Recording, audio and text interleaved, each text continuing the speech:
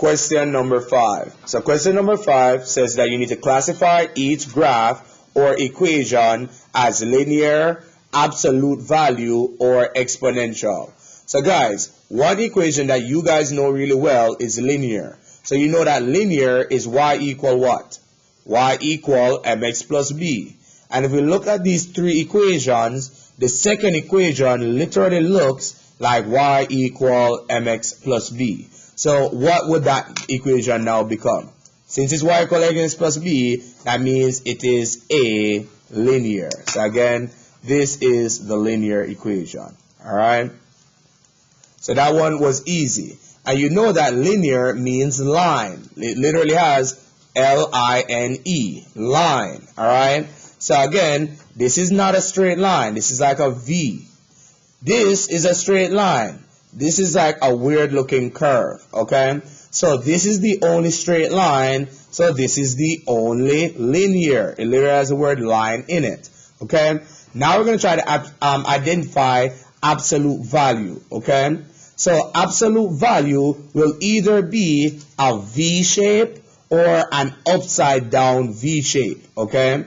So to represent absolute value as an equation though, you have to have absolute values. Absolute values are these lines on the outsides. These are called absolute values. Okay? So again, because it has those lines on the outside, okay, this is what makes it an absolute value equation. So again, this is the absolute value equation. Okay?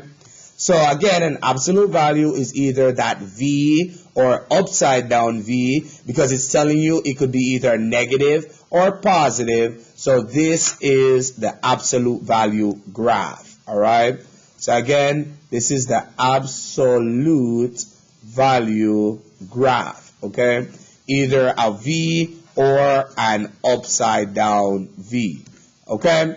So by default, the other equation is going to be your exponential.